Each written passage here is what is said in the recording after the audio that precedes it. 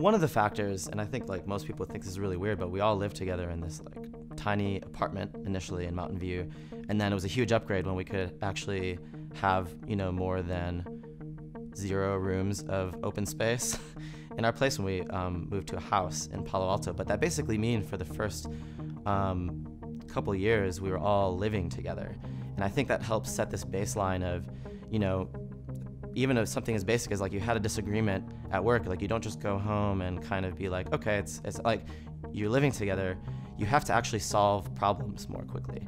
Very early on, we started graphing our revenue every day, and we'd send an email to the entire team every day. And so at the beginning, like that was like, okay, we're hitting the line where we can pay rent. Okay, we're hitting the line where we can afford to pay food. Okay, we can start taking stipends. Oh yeah, we can hire our first employees. So that was, you know, very good advice. And I think we did that well, but I would encourage other companies to do the same. Probably the biggest milestone at Olark was when we hired our first employee. Before that, we had a few customers. We were basically paying ourselves enough to cover rent and living expenses, but we still weren't sure if what we had was sort of a popular hobby project or if it would be a real company. We established this culture, this relationship with each other. Zach went off to Ann Arbor, and we already had this connection that we could leverage to hire people from anywhere.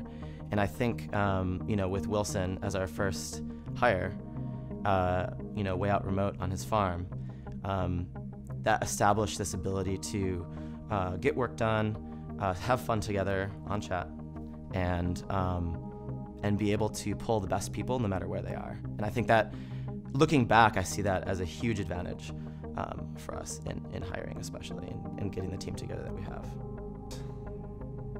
The next thing in my mind that really stands out was the first time that I realized that people were using our product, and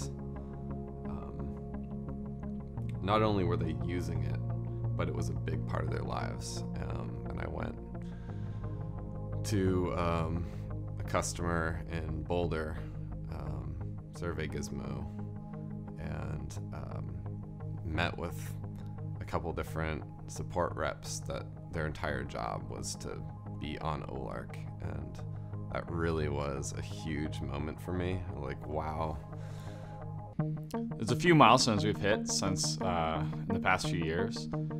We hit ramen profitability like really early on. We bootstrapped this thing for 2 years. Then we hit Whole Foods profitability, which was a big milestone.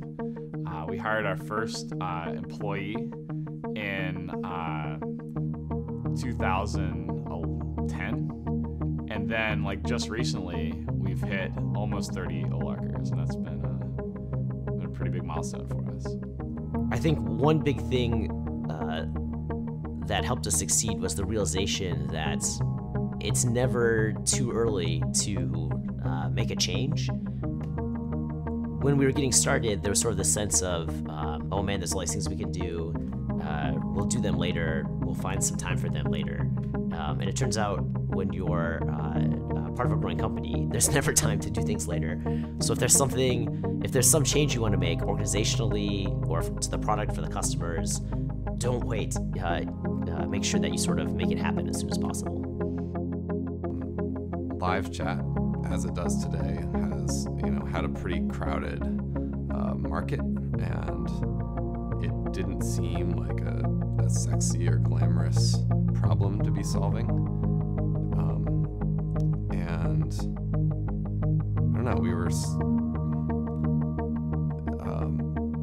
kind of surrounded by people that I don't know, were almost pushing us away from doing that. Like, oh, here's something more interesting or more exciting to solve. And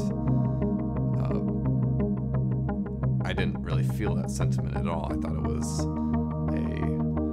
actually really interesting problem to solve, and it was one that could make a huge difference. So we kind of just stayed the course, and